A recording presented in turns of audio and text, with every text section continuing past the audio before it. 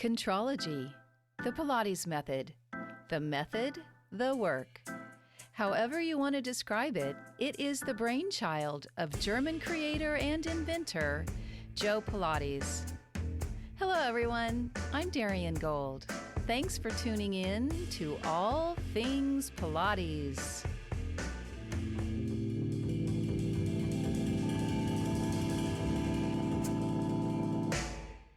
I'm sure most of you have used an encyclopedia at some point in your life. But did you know there is now an encyclopedia dedicated to the Pilates method? Our guest today is Mara Sievers, and she's created an online educational platform for Pilates instructors, especially those just entering this field. Mara, a former actress and dancer, had a career in musical theater, and it offered her the chance to travel and express her stage talents in a variety of venues. It was at one of these venues where she sustained an injury, which led her to, yes, you guessed it, Pilates.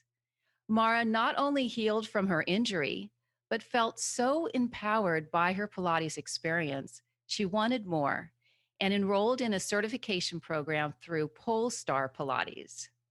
Though Mara's passion and understanding of the Pilates method deepened, she was becoming buried in her copious note taking. She also had many questions and found herself clicking from one website to another, not always finding what she was looking for. Out of frustration, birthed an idea. Why not have tons of Pilates information in one place? For the last 2 years, Mara has been building her online library, and she's here to tell us more about the inner workings of the Pilates Encyclopedia. Hello, Mara. Welcome to All Things Pilates. Hello, Darian. Thank you so much for having me. That was a wonderful introduction. I loved it. Thank you very To much. to the point. Yes. Well, tell us about this idea that was birthed basically because you weren't getting your needs satisfied, so to speak. Yeah. Yes. I think many people experience as they go through a teacher training program is first of all, a lot of programs feel a little bit rushed. Like you try and cram a ton of information into a short weekend or it feels like a long weekend, but a weekend. And you only pertain so much of that information that you hear in that, course or weekend. So a lot of it gets lost. And then a lot of the teacher training manuals that I've seen and the ones that I've used leave gaps in the information. So it's not an actual book that has all the information in there, but there's a lot of gaps where you have to fill in the information in the course or as homework or something like that. But what if you're in the process of learning this, right? So what if you miss some of that information? Then you don't ever have it. And then you graduate or you prepare for your exam but you don't ever actually have that information. And then once you're graduated, it's really hard to find Pilates specific information on the web, right? So you can look and look and look, and you find maybe anatomical information from other fields, but not necessarily as it pertains to Pilates. So that was sort of my frustration where I thought, oh my God, I want all of those answers to my questions that I had going through the training, but then also after the training. And most of the questions come once you're actually done with the training and you start working with real people. That's when you have actually much more questions than during the training. First of all, you get so much input anyway that you're trying to absorb, but also you don't see the situations that show up in real life that you don't even have those questions yet, right? And I saw that there was this gap between somebody graduating from a training, even there's some really, really good, fabulous trainings for Pilates out there, right? But there needs to be a process or a transition from learning in school and then really being able to apply that and handle people or know how to work with people who have challenges. And that's the thing about the Pilates method. Doesn't matter why you started to do Pilates or where you teach Pilates, in which area, doesn't matter. You will get students who have physical limitations. It's just in the nature of the method that it attracts people who can't do other things. And Pilates might be the only thing that they actually can do, right? So whether you want to work with people with special populations or not, it's going to be the reality. So that's also, I feel there needs to be a sort of a gap from now you're officially a Pilates teacher to dealing with those situations that are more, they're not straightforward, not like they can't do things that you learned or that, they should be able to do or whatever. That was definitely one of our concerns when we were going through the program back in the late 80s and early 90s. Most of us were dancers, and the movements were very natural in our bodies. We didn't question anything. And we did have test cases, of course, people who had different conditions, et cetera, and limitations. But then you get out into the real world and you have all of this information that is in your head and in your body. And then how do you actually translate and apply this knowledge to a body that may be one way, one lesson, and come back the next lesson and they're different? How do you take what you have been taught and be able to have that general application, even though it has to be specific to that particular person? Yes, there was and still is, and maybe not later because of your encyclopedia, but there really did seem like there was a gap between what the teacher brought into his or her body and then the real world. Students coming to your studio or you're going to guest teach somewhere and you are presented with variations. You weren't taught something with that particular condition. So what do you do? Where do you go for the answers? Right. So that's exactly where I want to help. So specific physical limitations. I have a chapter inside the encyclopedia called Pilates Protocols. And that's where I talk about all of those things. So whether, that's an ACL injury or a herniated disc or all of those things. And I really try and explain how to work with it, not just give you a list, even though I do that, give you a list of don't do these exercises, do these exercises, but more, even more, I try to empower teachers and try to say, don't do flexion or just give them the recipe for how to work with them instead of just the exercises, because learning by rote is only, works only half, because what if there are other issues in the body? What if the person doesn't only have herniation but other things too, right? So the Pilates protocols chapter is definitely one that is very popular because, again, you're never prepared for everything. You have to, and any seasoned and experienced Pilates instructor, we learn these one client at a time, right? Like that's just how it works. You get that first client with a knee replacement, and okay, so then you study up about knee replacement, and then you try and absorb that, and then so slowly, your knowledge grows, and that's the same for all of us. But my goal with the encyclopedia is that it's really that you get this information really quickly and immediately. Like you can log in, you can go right to the post that you need and you can get the information that you need within 10 minutes. And then let's say, right, you get a phone call from a new client and they want to come in later in the day or tomorrow and they just tell you, yeah, they had a knee replacement, a year ago. So then you can be prepared for that person the next day, at least a little bit. Yes, you're not going to be a specialist on knee replacements, but you're gonna at least do no harm. You're gonna not do the stuff that's and then slowly as you continue to work with that client, you can improve your skills. Otherwise, what would your alternative be? You might buy a book or you might want to look for a course, but that course might not happen until 6 months and that costs a lot of money. And there's all these obstacles to actually getting the knowledge. And like my passion or really my mission for doing this is I have such a love and passion for the Pilates method. I am extremely grateful for this method for was in terms of what it did for my own body. I can go into the long list of physical issues that I have that it's helped me with.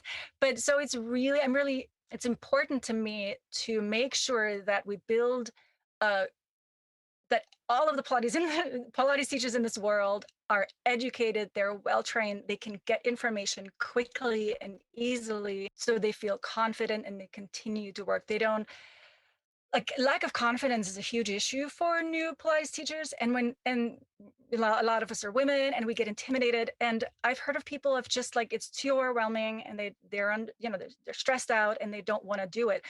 But we need people, right? We need people to be confident, to feel good about helping people, and to actually obviously help people, so that the community of Pilates instructors can thrive, because we're the ones passing on the method to the next generation of students, right? So the Pilates method can only thrive long term and survive long term, which I know they will, but still. But if it will be better if we are well educated, because if people randomly everywhere in the world have good experiences in their Pilates classes and sessions, then they will continue doing it. If they have bad experiences, then they will not do it anymore, right? Which seems to be perhaps a common concern because it's that first class. You really have to make that connection to excite the student so that he or she wants to come back and explore with you. And if they don't have such a fabulous first lesson, mm, Yes. And anybody, all your listeners probably have been practicing for a while. We know that Pilates, you don't get Pilates in your first lesson. You don't get what it's really about when you have your first, you know, interaction with it. I find many students, and I'm curious to hear about your experience, but I find many students have sort of a breakthrough, like this aha moment, about 3 to 6 months into it. That's when they're, oh my God, now I'm getting it. And there are more of those down more. the road. Yeah, for sure. First big one where they're, oh, now I get why you never want me to do big movements, or, where we feel like we're holding students back, or they feel like we might want to hold them back because we're nitpicking on tiny little things. And then all of a sudden, when things fall into place, they get it. So this introduction to it is a hard one. Critical. It's critical, It's it's important, critical. but it's probably the most difficult in the whole process of teaching Pilates. Because and for a new teacher, it's even harder, because as a new teacher, you don't often have the skills to make somebody feel the small differences, or how to really trigger the target muscle in the exercise. Or you have a lot of skills and you throw everything at them Oh, that, yes. and the student gets overwhelmed. Yes. Typical problem as well. Yes, absolutely. Because we want them to see all of that. We want them to know everything that we know, like through our brains, but it doesn't work that way. You're absolutely right. So teaching Pilates is much harder than it looks at first. And when people practice Pilates, people who do not practice yet look at it and think that it's very simple. Looking at Pilates doesn't look like anything. That's where the whole issue comes up, where on social media you get all the fancy poses. All of the poses that you see about Pilates are always the fancy advanced ones, because the intermediate or the foundational ones, they don't look like anything. Like, I've never had anybody, I would never allow anybody to watch one of my classes, because you don't you don't know what's happening if you watch. Yes, agreed. I remember Romana would say that we, especially in the beginning when you have a new student, that our job wasn't to heal the person. Our job was to give them a great workout. And if they had a great workout, they'd come back for more. And eventually, the body opens, you can get in there more deeply and you can discover where there are some places that need to be healed. Yeah, a common mistake for young teachers or new teachers is that, like, they spend the first 20 minutes in footwork because they try and get it perfect, and it's not. You're Right. boring your student, and it's Right. frustrating for the student too, because they feel they're not doing anything right. So yeah, just move on. The one thing I gotta give credit to Katrina Hawley, who was my trainer in Pulsar Pilates, and she, after my training, she gave me this little tip, and she said, in the first lesson, or the first few times you do an exercise with somebody, or you have a new student, it can look horrible. It's okay. It can look horrible. You're gonna then start. First, they move, and then you slowly start to refine. Exactly. Exactly. Don't refine in the beginning. Just get your student to move. I call that now form, and that's a typical, I think, a term in the Pilates world is form and function. And so I always try and remind my students first the form, my Pilates teacher students, first form, then function. First, just teach them the normal movement pattern. One leg out, pull it in. Other leg out, pull it in. That's it. You don't need to do anything else. No breathing, nothing in the very first time. Just move. And then over time, either in the same lesson if the person is somewhat familiar with it, but over the next few weeks or months, then you can start to add the breath, then you can start to add little alignment cues. And that you can't learn in any kind of curriculum. You have to learn on the job, basically. Correct. That's the sign of a seasoned instructor, knowing a body and knowing what that body needs for that day. Some days you can refine and be super picky, and some days you just want to kick their butt and they love it. And you have to know what they need. You have to really be inside their body, inside their heart, truly. And that's a good point that you bring up. So it's not just the body, it's their heart and their mind and their emotions, right? It would be so much easier, quote unquote, if that were just a body, right? Like if we could work like a surgeon and we just fix them. But that doesn't work because there is another human being with their own thoughts and their own ideas and their own feelings. So I can't make them do what I think is right if they're not either not ready for it, emotionally not ready for it, physically not ready for it. And very often the client, you often as a new teacher can't tell the difference. You don't know if this person is physically unable to do what you're asking them to do, or if they're mentally not getting it or they're not wanting it. Like a lot of them, right? A lot of clients think like they work with you so they try really hard. It would be super counterintuitive for them to work less hard, but that's often what we want them to do, right? We want more efficiency in movement, but that totally doesn't make sense in their brain. So and then it turns into this fight with the student, like where the teacher tries to convince the student to try it her way, and the student misunderstands. It's never on purpose, right? It's just they don't get what you're talking about. So it's this sort of fight with each other instead of a dialogue, and instead of a A dance, a dance. yeah, right, yeah.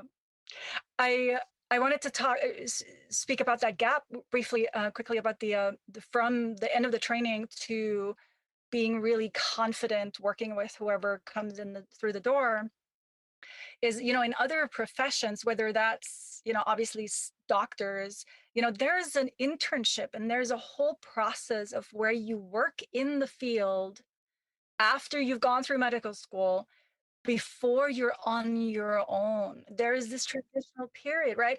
And where where somebody's holding your hand and they gently, slowly give you more responsibility, but you're on the job and you're actually seeing it. And that's what's missing, I feel, in our world.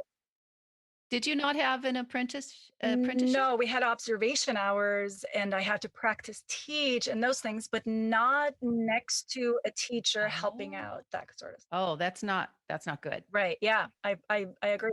Wow, if you don't have the apprenticing hours, you're definitely not going to be confident when you open a studio or start working for someone who has a studio.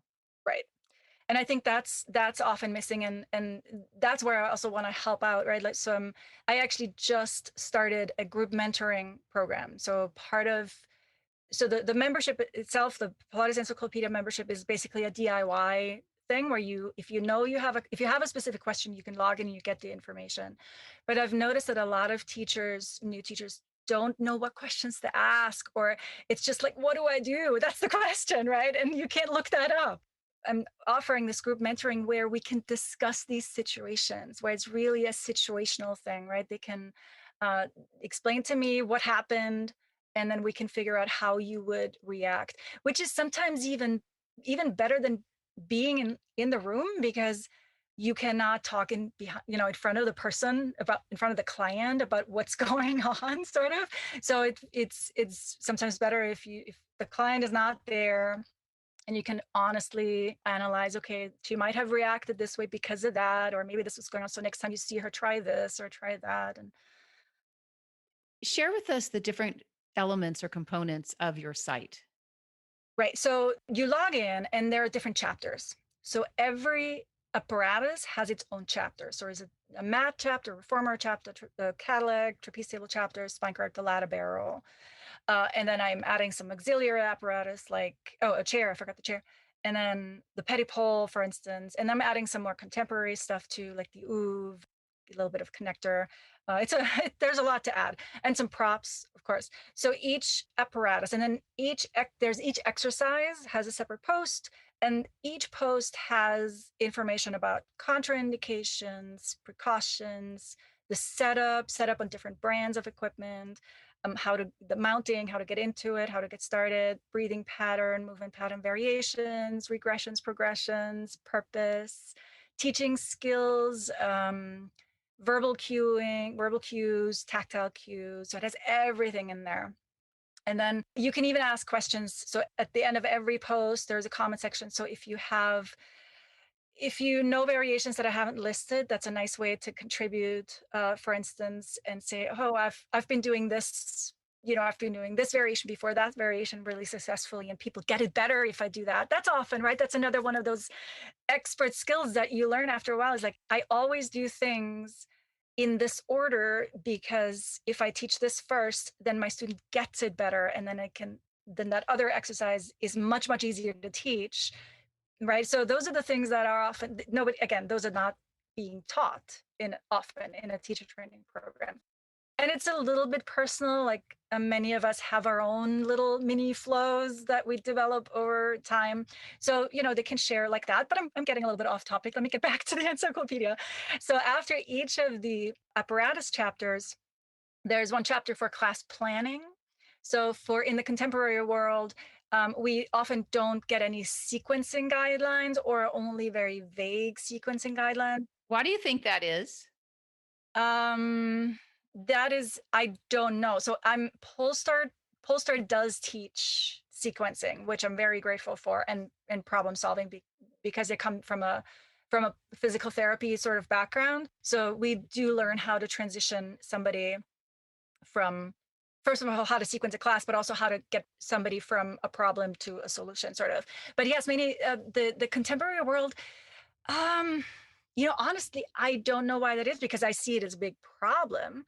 I don't know. I mean, I've been doing this for such a long time. I've gone through many phases. I've gone through the phase of being, I just want to be completely free and do whatever I want. Because also coming from the dance world, you feel like you want to be free to express yourself however you want, and you want to make it fluid. And then if this transition is better, why can't I do it? Why do I have to stick with this order? But then actually teaching people for a long time, I realized if you do something randomly different every single time, nobody's going to remember anything, and they're not going to make as much progress. Everybody's going to tell you they're loving it.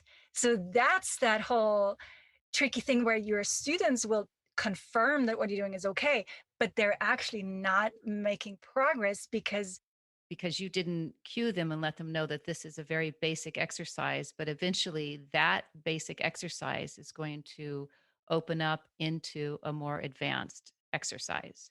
And this is why we're progressing you. Our goal is to get you there.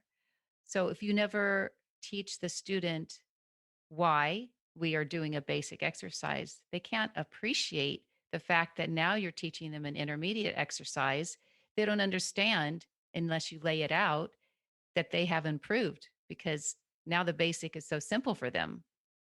So if you do just randomly throw out exercises, so it's a little bit like you're improvising, which has its place, but not with a new student because it's too confusing. You have to have some sort of structure in the beginning.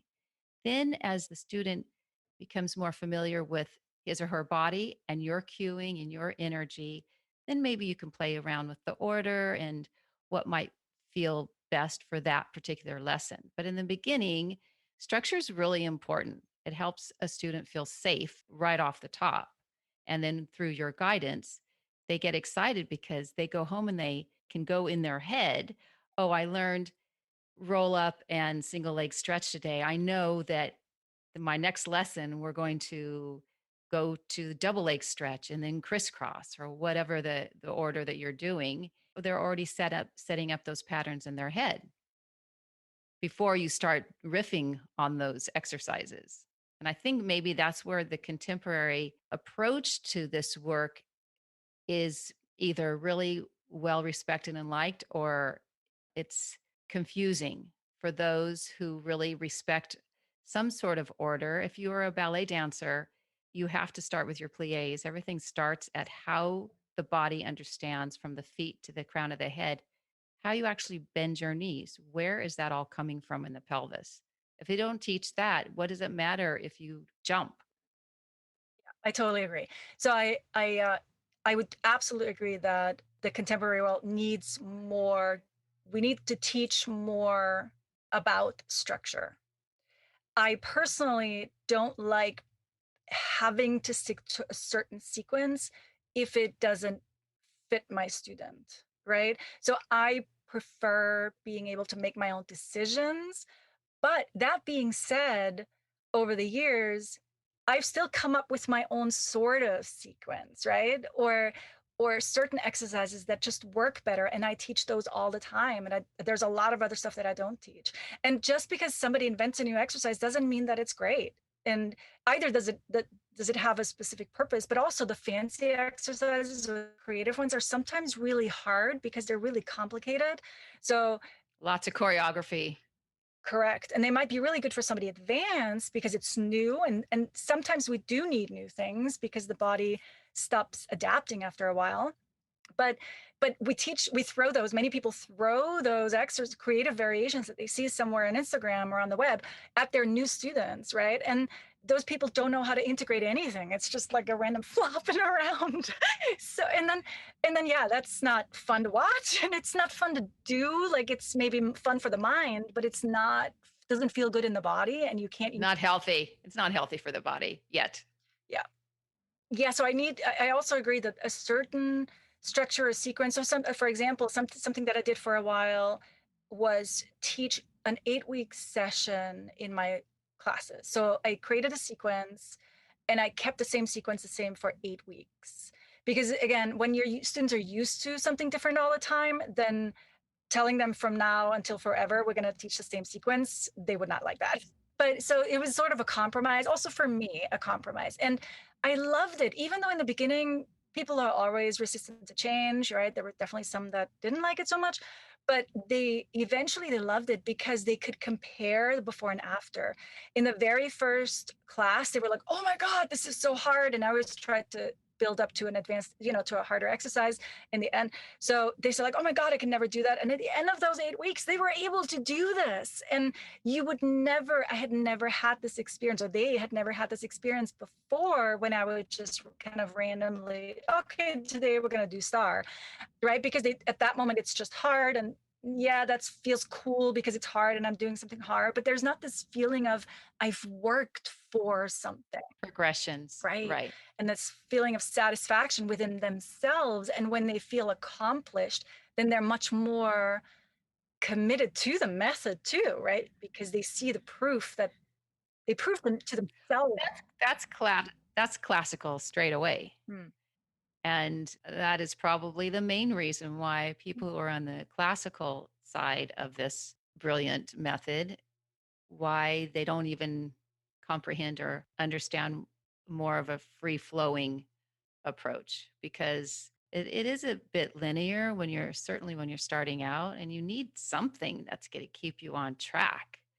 And the fact that your student will feel the changes based on a clear order is exciting. And the student wants more and more, just like you when you were healing from your injury. How long did that take actually to heal? So I had a lumbar herniated disc when I was, I think, 22. So Too young for hernia disc.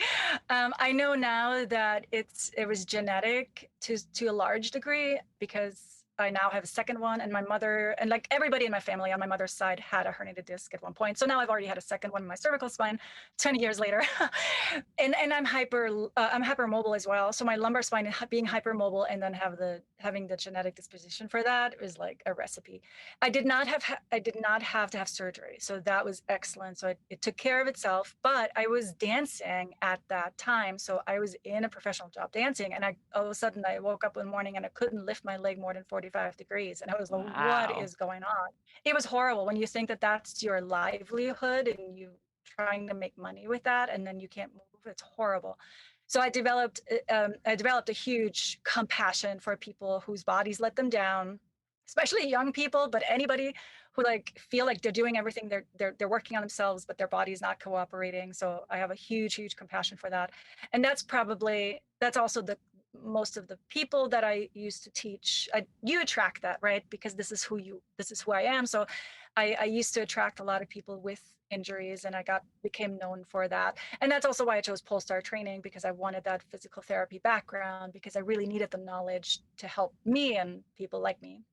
So the actual injury, to answer your question, the actual injury maybe took, I think I was out of work for 3 4 weeks, and then they pulled me back just for a different sort of part in it was in Jekyll and Hyde, or they brought me back for more of a singing part, less of a dancing part, so that I could, Feel. because they needed me, they were out person, yeah, so that I didn't have to dance but I could still perform.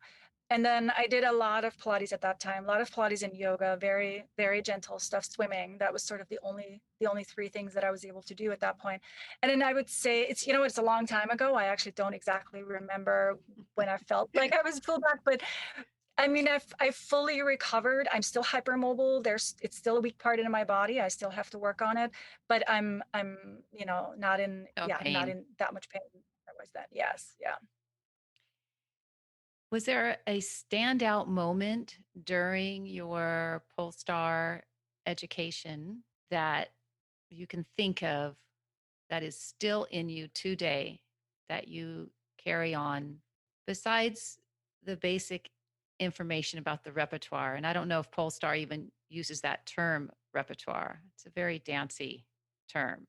I don't think Joe used the word repertoire. But is there a standout moment or something that happened in your program that you can think of that made you say, wow, I am so excited to share this passion? Um, Hard to say because again, it felt very rushed and so full of information. And I am a very detailed person. I love details. So Are you a Virgo? Are you a no, Virgo? I'm a Scorpio. Oh, okay. All right. I'm a Virgo and I understand detail crazy. It makes people crazy. Yeah, it is what it is, right? And I'm a constant learner, and I really dig into I want to understand. I want to thoroughly understand. I get I get quite impatient when I don't have the chance to understand. And And you feel rushed. yeah, and so that's what happens in these trainings. You just get bombarded with stuff, and so you slightly give up. You're not even trying to get that information, but there were like glimpses where it comes through. Like I remember doing seated pull down on the Cadillac, and I was the demo girl, and then my trainer taught me how I was using mostly my biceps and sort of the front of my shoulder instead of my underarm, and so this pushing versus pulling thing. And that was great, right? Because being a dancer, I think I know what I'm doing. I'm a great mover, So then she tells me, "Oh, you're doing this all wrong." And it was this tiny little exercise of like pull this little bar down. So that was maybe one moment that I can think of. I'm sure there were others. Yeah, I can't think of anything specific. But I like though, and it's probably not the moment that you want to remember, but it's what has shaped your next chapter of your Pilates career, which is the feeling of being rushed throughout your program stayed with you to such a degree that you in your head thought there has to be something that is more efficient, that is more helpful for somebody who just had a phone call from a student coming in the next day with a knee replacement, and you have 24 hours to get your shit together, right? So you go to the Pilates Yeah. Encyclopedia, you are already a member, and then you type in your membership number, you look under knee replacement, and you have the protocols there. It gives certainly a newer teacher so much more confidence that the next morning, afternoon, or evening when that student comes in, he or she feels at least somewhat ready and will have a little bit of confidence in that first lesson, which is so critical to make that connection. Yeah. Absolutely. Exactly. Absolutely. Just to go back to your Pilates encyclopedia, you have different chapters based on each of the apparatus. You don't have all of the apparatus yet. So you don't have the baby armchair or the guillotine or Not those. No. not Yeah. yet, not yet. Not the more exotic Yes, ones. I know. The guillotine is so magical. And then it consists of the different chapters. Do you have video? Yep. So there's a video for every single exercise, and then there's the description. So yes, in the videos I try to not just show the perfect execution of the exercise, but I actually try to point out, so this is probably what your student is going to look like. They're probably gonna make this mistake because everybody makes the same mistake, right? Because it's the path of least resistance. So make sure that they're doing this, make sure that they're doing that, and then this is how you get them to do it the right way. So I try and do that in every single exercise. I try and often go into spring tension, why you would use less or more, how to get on it safely. Safety, right, is another thing. So yeah, so there's definitely a video for every single exercise. And I forgot to mention the other chapters. So there's class planning. That's how we got started to talk about sequencing, but also teaching skills. So where I have lessons on verbal cueing and tactile cueing and cueing with props. And also training principles, something like kinetic chains or planes of motion, planes of movement, C curve, all those terms sort of that we use.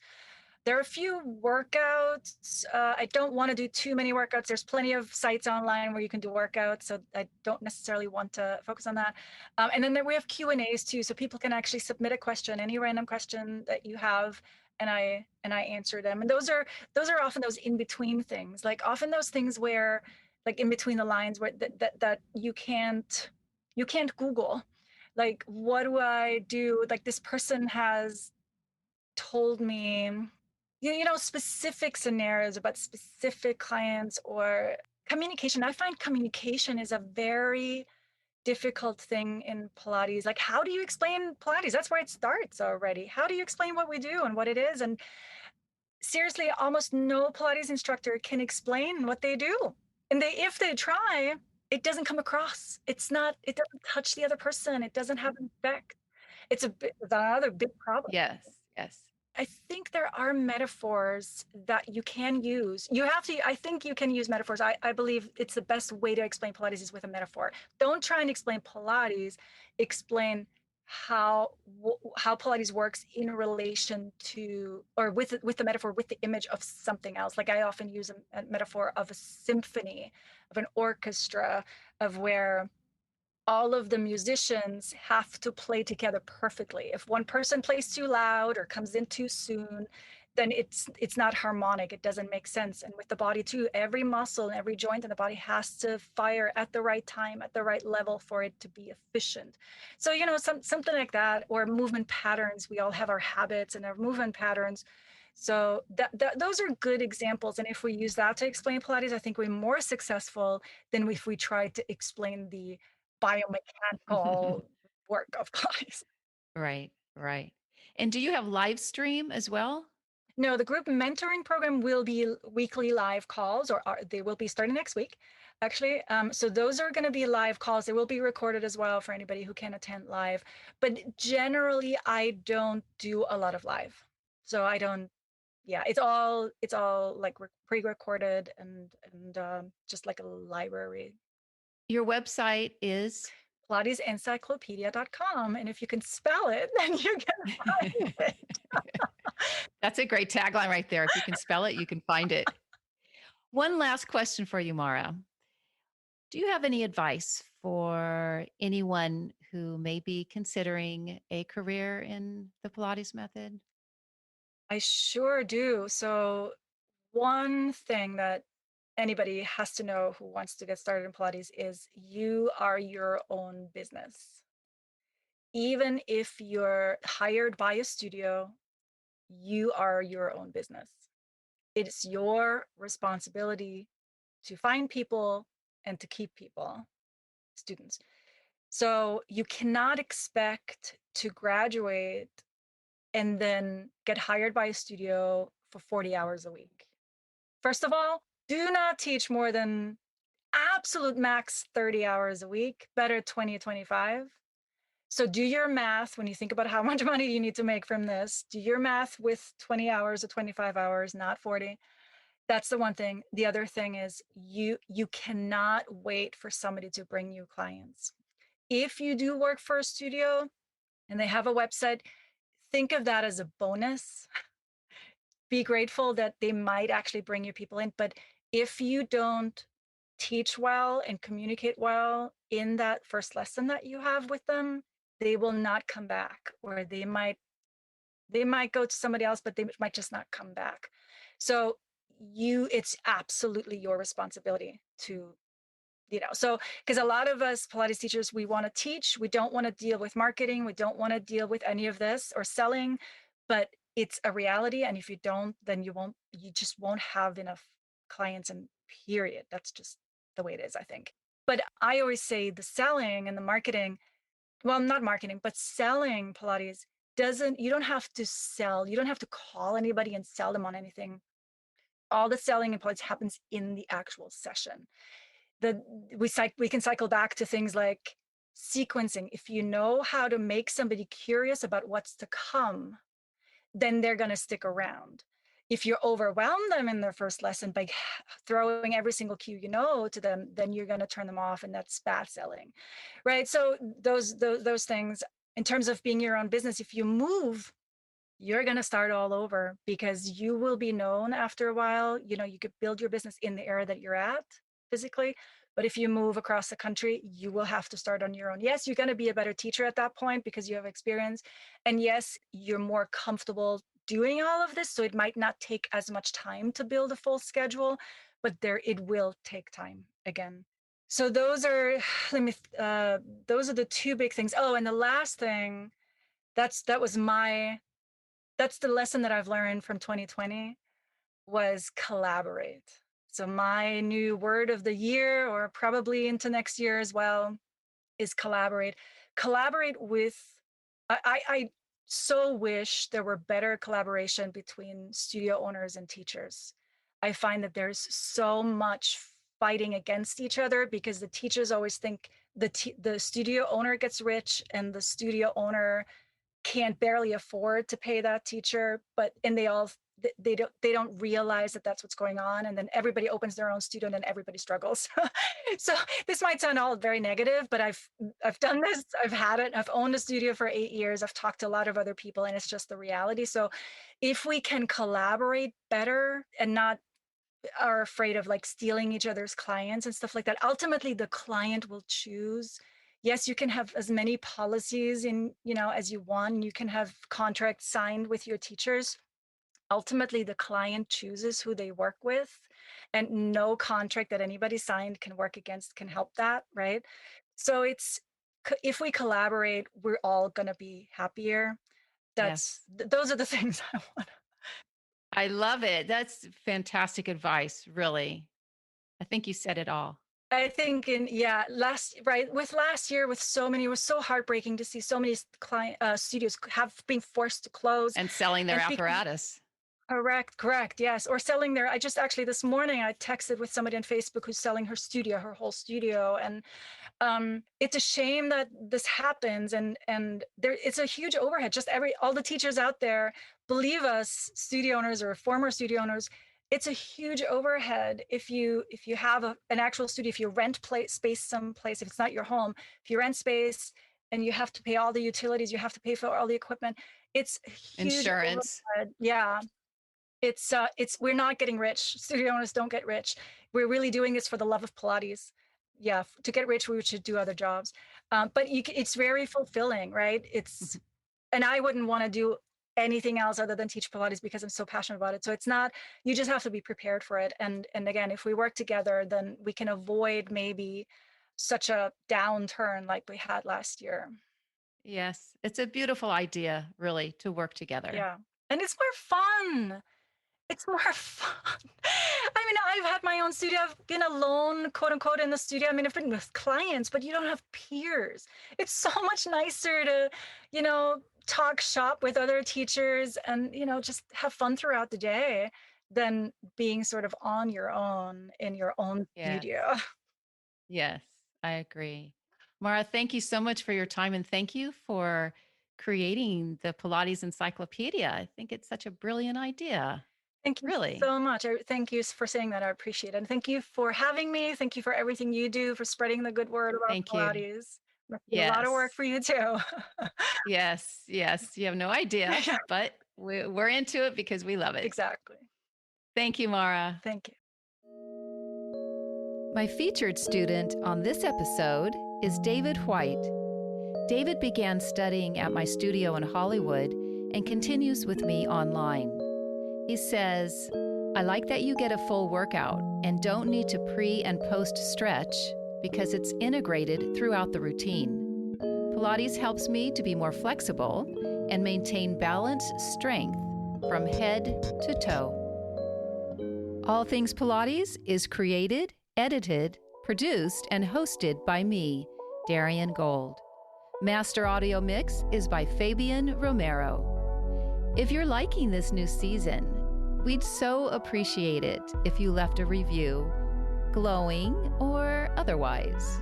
It really helps others find our show. For more information about the traditional approach to Pilates, please visit my website, dariangold.com. And remember, be open and willing to expand your knowledge base, no matter how much education you might have.